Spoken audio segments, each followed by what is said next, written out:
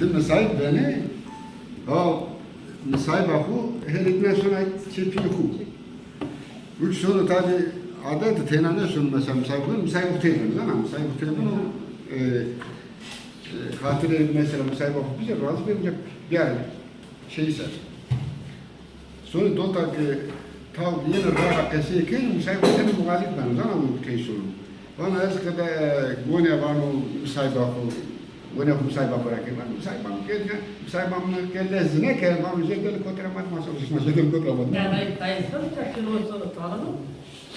Wayna şey, zira söysken, wayna şey, yani name mormek ki aparat bundan fiyatlar var. Var ne nasıl bir isim vermek.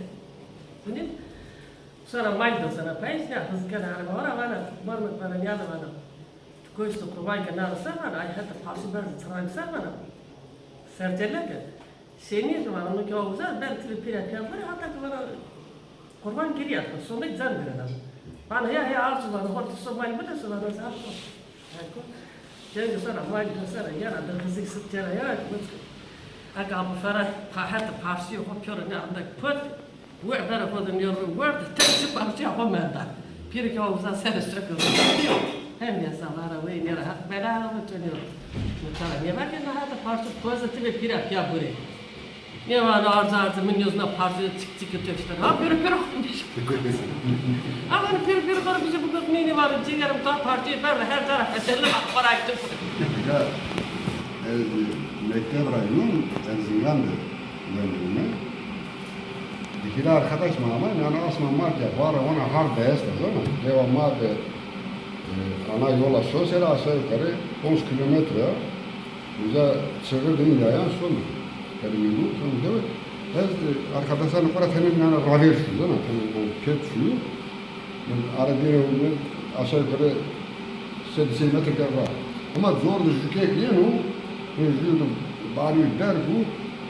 Ama rest, şeker rest ürünü, yavaş bana usul deser şeker, ama duman sana. Baba hayır bir selamet ama her bina sıralar bu.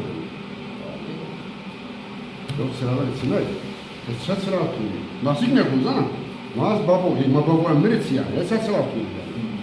Sonra şey artık kodak duvarı almışlar artık babanı kimdi gittik daha.